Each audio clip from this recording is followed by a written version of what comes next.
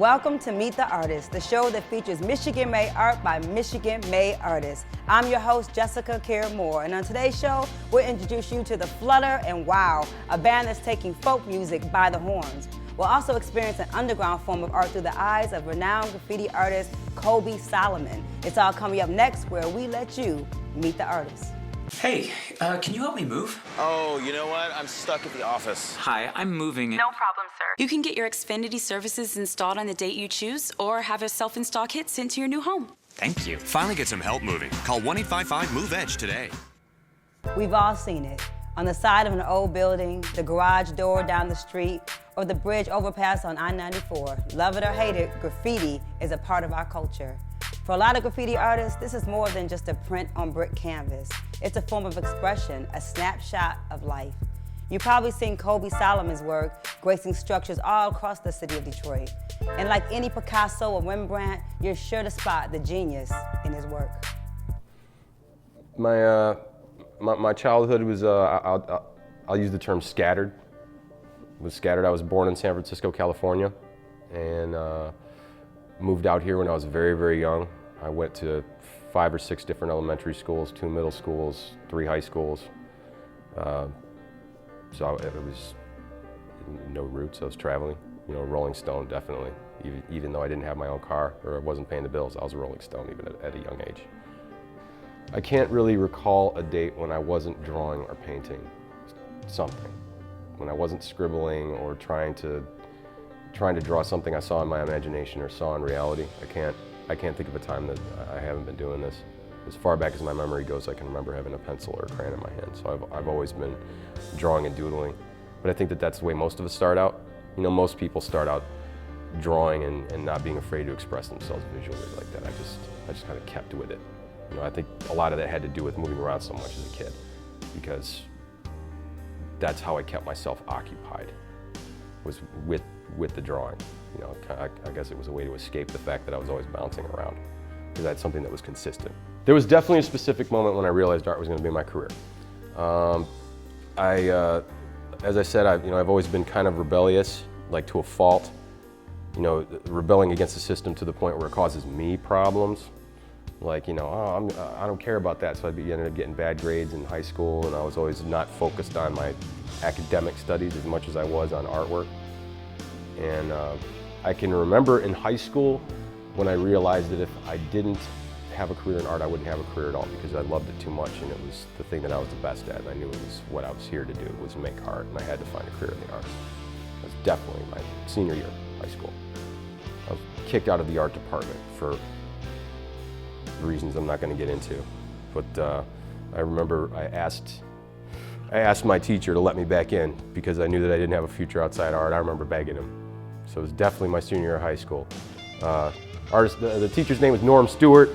Wherever you're at, Norm, thank you.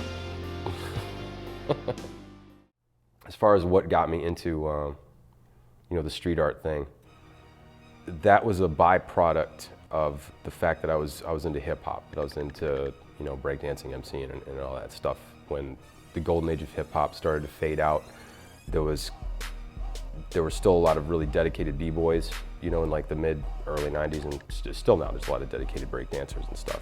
And even though I was pursuing a classical education at CCS for illustration, the lure of graffiti had already been there.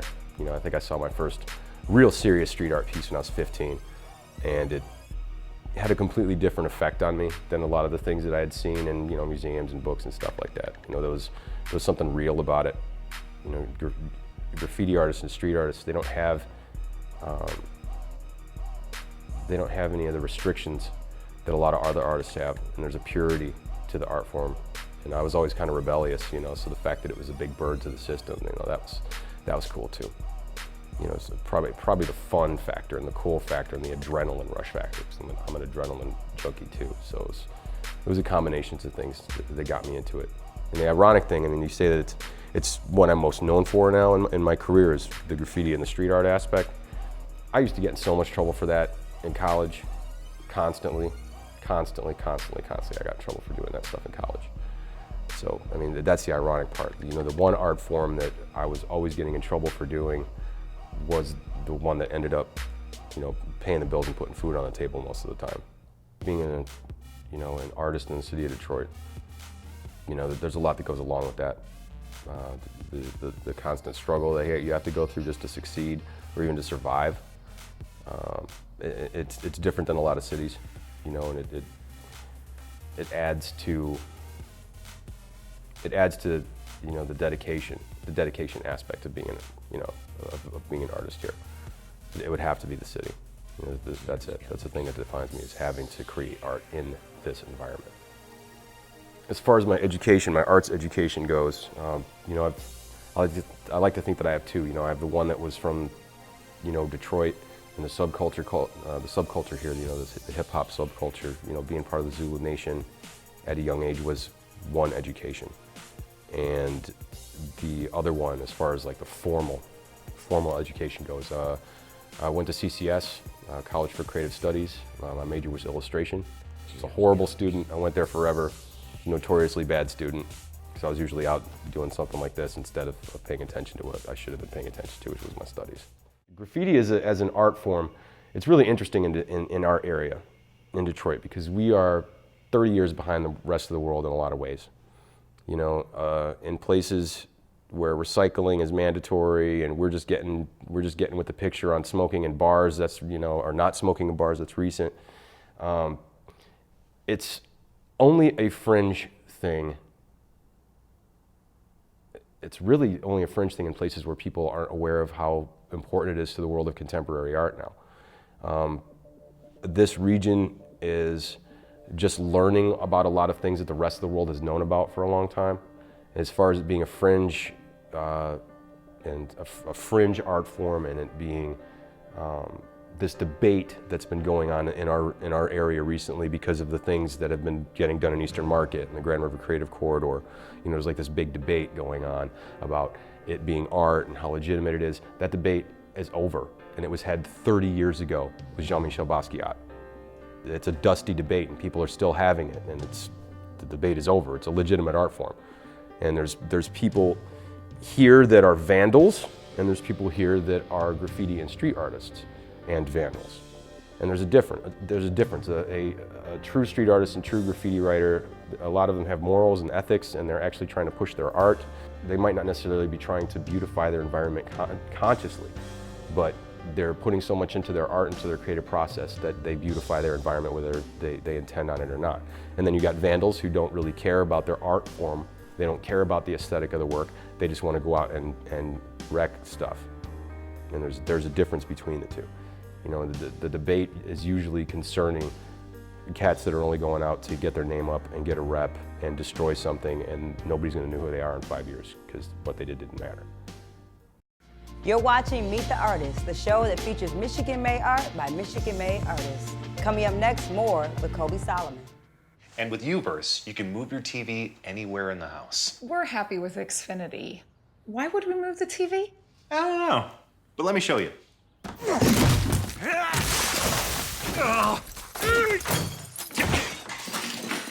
Now, if you had the Uverse wireless receiver, you could take this anywhere.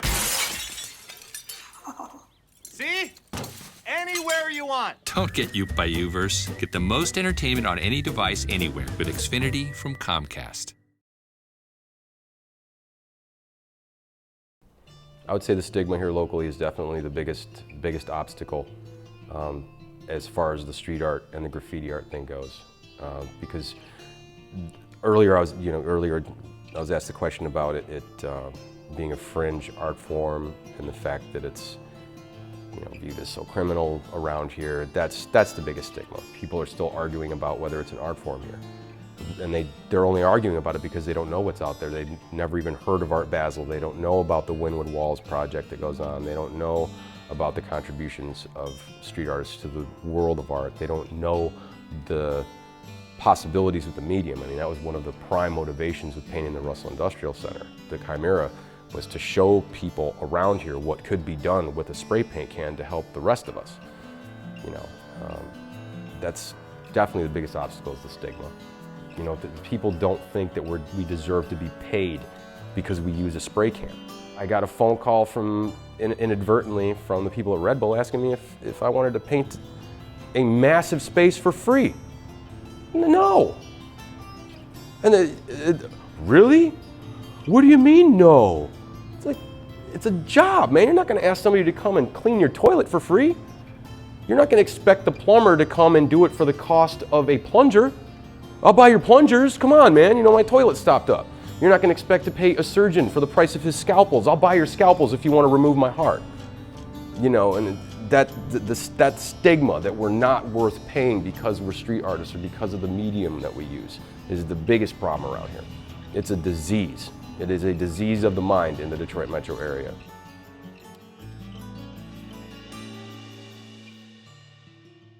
My process is subjective. It depends on the circumstances. Sometimes I like to just walk up to a wall and let the wall speak to me, let the environment speak to me, and come up with a piece based on whatever vibes I'm getting from the environment.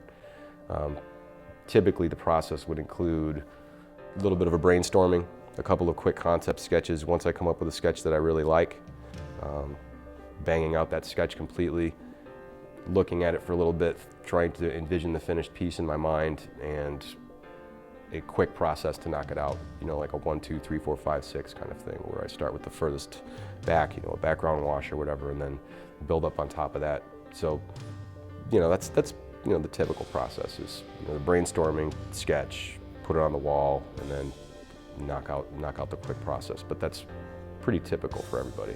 When I'm working on a large scale, a lot of times people have asked me how I do that. Like, how can I keep track of what I'm painting on such a large scale, you know, when I'm on the size of a bug, you know, in comparison to the wall.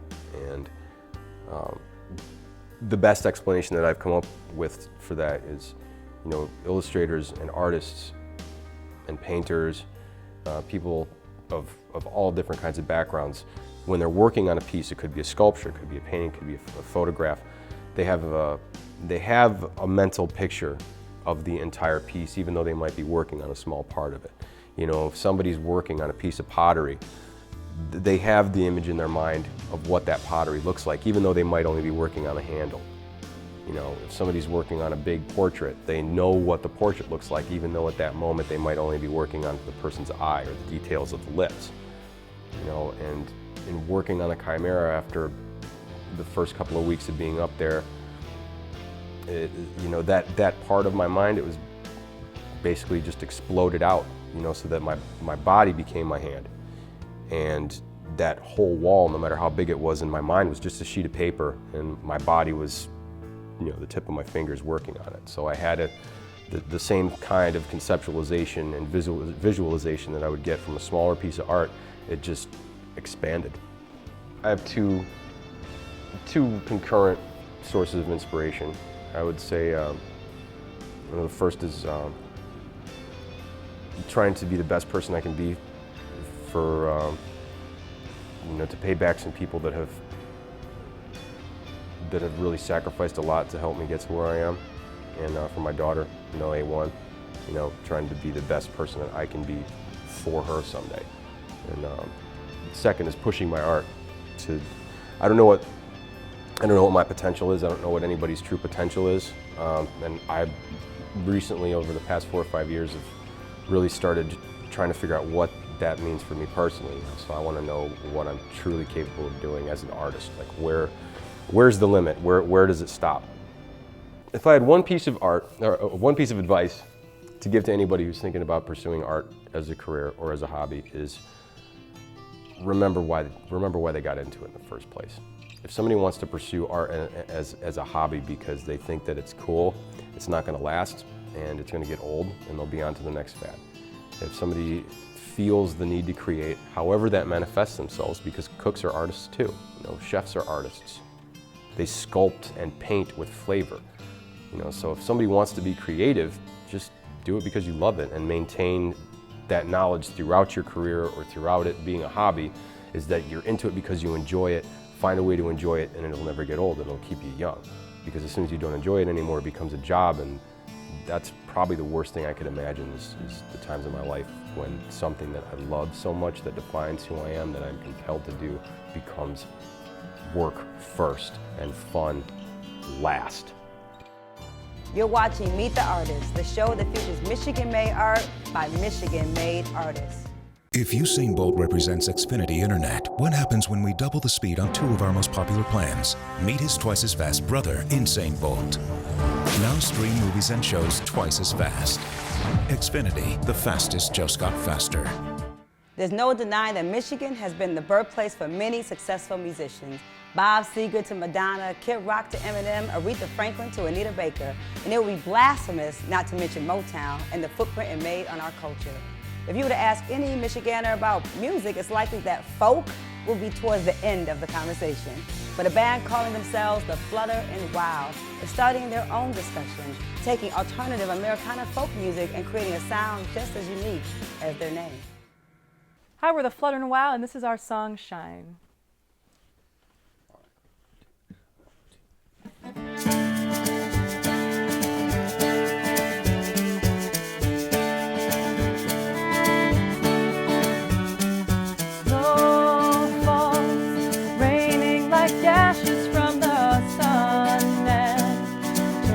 I'm not the only one standing in the middle, break out all of the shadows and the bindings. We don't need any more reminding of the dark and sad times. I am a vocalist and a songwriter. My heart belongs to Americana. I really can't explain it, but it's music that is very organic to me, and I love the sound of the classical instruments with real lyrics, so that's what's always drawn me. The Flutter and Wow, I would say good old-fashioned bourbon made with a Detroit City water is kind of a way you could put it. We call it Rust Belt Americana, and I think it's a really good description of the sound. We use primarily classic instruments, the violin, the upright bass, guitar, recorded in their natural state for the most part. We have done a few little experiments with industrial percussion along with the classical instruments, but it's music with classical instrumentation, with rootsy lyrics that mean something, that has great hooks. Some people ask if we're country. We definitely have a lot of country influences. I wouldn't say that we're anywhere near traditional country. Alt country is probably closer to it. It's a little bit alt country, a little bit singer-songwriter, a little bluegrass, and a little pop. One thing that sets us apart in Americana, we are definitely an urban Americana band. You can't listen to our music or, you know, see our photos or meet us and not say these guys are from Detroit. So we're not trying to be a Southern band. We are Detroiters doing American music. I have great musicians and vocalists that work with me. Every single one of them is a band leader in their own right, and a songwriter and a singer and an instrumentalist in their own right. So I surround myself with people that resonate awesome music. Secondly, just in regards to the genre, I think that my voice is very unique for the genre. And early on when I started this group, I was actually criticized by some of my contemporaries who thought, oh, she has a nice voice, but she should be singing pop. People that sound like that don't sing Americana. Because of my training and because of, you know, the certain depth and range that I have in my voice. So, but I think it's what sets this group apart. There's nothing that we can't tackle vocally or instrumentally as a group. Technique-wise, we can achieve anything musically. So that sets us apart. It's not, we do play bars, festivals, weddings, funerals, theaters, all kinds of things, but we're far from a bar band because of that. I've always loved music. I was actually a writer before I was a singer. I actually tried to teach myself how to write before I was even in kindergarten. I just loved the English language. I think I was in my first musical in about 3rd grade, and that's when I published my first poetry book as well, was around that time, 3rd or 4th grade. They didn't come together as an art form until I was about 16. So I would say that was when the first real song was written, with the melody and the words put together. When I was in high school, I was in a special performing arts program. where I spent half my day in the performing arts and vocal music. So I got a lot of training that way, and then after high school I pursued private lessons as well, but forayed into hard rock music for a long time before I got back to anything that could be recognized as real singing, I would say. My husband, who's my co-songwriter, Brian Lord, actually has a degree in music, so he approaches things from a very schooled place, which is why in our music you can hear really wonderful subtleties in the chord structure. The Flutter and Wow is unique as a band. Like I mentioned before, every single person in this group brings a great charisma and great talent. I definitely feel that I'm at home on stage. The reason to do music is to communicate with other people and to feel a higher level of communication and existence with other people, in my opinion. I definitely feel at home on stage, and I feel like people are real. You know, when they're listening and creating music together, they're real. My favorite part about being an artist is creating awesome music with amazing people. Particularly my husband. This group is really special because it is music that comes directly from our hearts. This is the style that resonates with us, and we get to create it together, which is, you know, as you can imagine, is a really beautiful thing to have with your significant other. One of the best days of my whole life was when we released our song Shine, which hopefully we'll have a video for next year, but it's still on iTunes. And that week, from across the entire country, people were calling me, some in tears, some thanking me. Just the song really reached, touched their hearts really deeply, and said things in words that they weren't able to express, and said things in music they weren't able to express. So we've released many songs, but that song in particular really brought it home to me why we do this, is this higher level of communication with other people and bringing happiness and bringing meaning to our lives and other people. You're watching Meet the Artist, the show that features Michigan-made art by Michigan-made artists. Coming up next, more with the Flutter and Wow. Hey, can you help me move? Oh, you know what? I'm stuck at the office. Hi, I'm moving. No problem, sir. You can get your Xfinity services installed on the date you choose or have a self-install kit sent to your new home. Thank you. Finally get some help moving. Call 1-855-MOVE-EDGE today.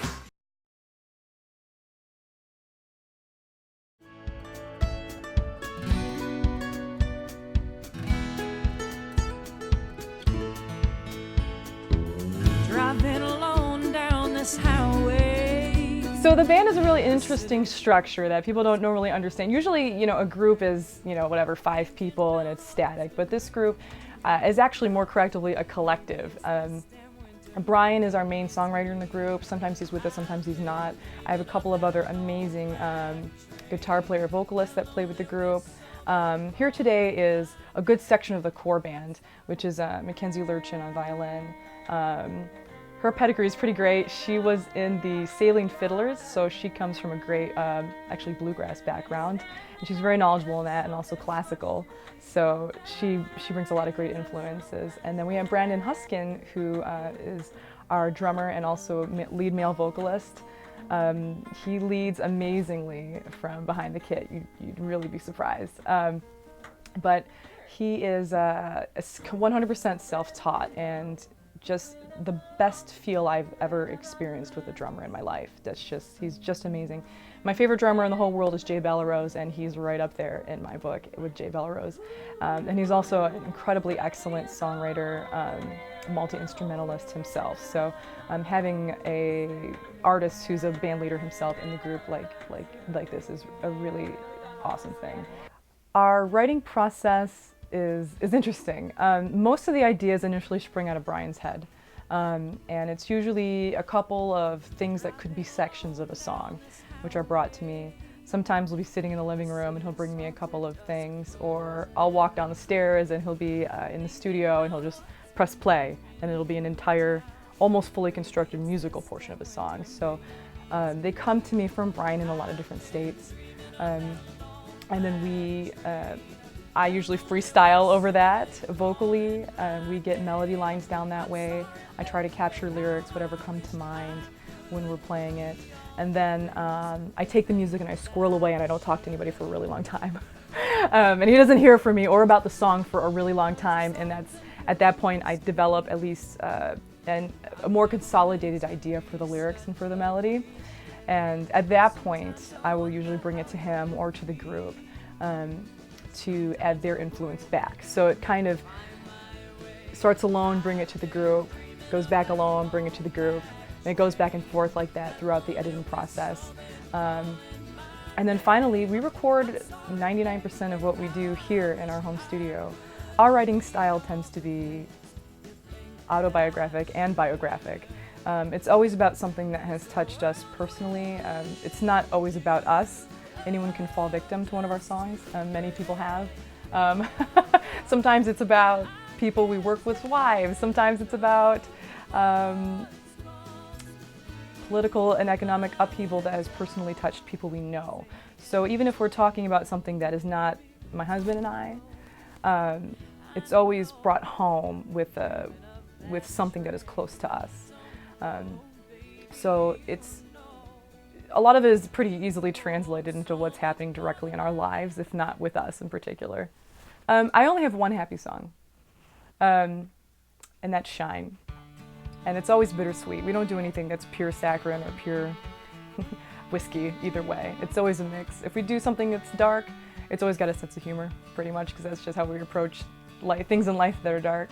We don't really have any sad songs. We have frustrated songs, and we have songs that get dark, but I wouldn't say I write in a sad state. If I get sad, it's for about 5 minutes at a time. I'm surrounded by dogs and music and a great husband and great friends, so yeah, it's hard to write sad songs.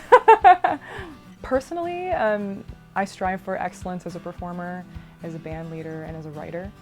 For this group, it can go a lot of different ways. It's not a kind of a single vision in any particular way. If all the band does is create great music and play in front of audiences that love it around the tri-state area, which is what we do right now, that would be amazing. If we keep making music people love and keep producing, that's great. If something happens where we have the opportunity to not be extremely poor and starving and go on tour, because we have a really good life here in Detroit and I'm not interested in going on the road to starve. But if we have a situation where we can tour, where we can go overseas, where we can take this music to more people and meet more people that love this music, that would be a great opportunity too. So I just feel like we're working towards making our circle larger and larger every year. And making better music every year, and we'll see where that takes us. Michigan is a great place to be a working musician. People always think, oh, you're a musician, you should go to Nashville, you should go to LA, you should go to New York. Well, yeah, if you want to be poor, or if you want to, there's the top 2% that can make any money in any of those places. In Detroit, if you're a fine musician, if people like you, and you're reliable, you can work and you can make a living here as a musician. So this is a great place to be as an artist. And a lot of artists are here. Motown came out of here. So it's a breeding ground for creativity. I don't know if it's the winters, I don't know if it's the economic situation sometimes, but creativity comes from here. So it's a great place to have a group as well. So I imagine that, no matter what happened with us touring or financially, we would always have a home here because it's very supportive of artists. Advice for someone looking to get into music: hone your instrument and a bunch of other ones too. You can't just do one thing and think you're going to make a living doing this. If you learn how to sing, learn how to play a couple different instruments. Next to that, the most important thing is have good social skills, because it doesn't matter how good you play. If nobody wants to work with you, no one's going to work with you. So you can be the most amazing virtuoso on the planet and you're never going to get hired. So make friends and woodshed, and that's probably the best advice I could give. Thank you for joining us. I'm your host, Jessica Care Moore. Join us next time where we let you meet the artist.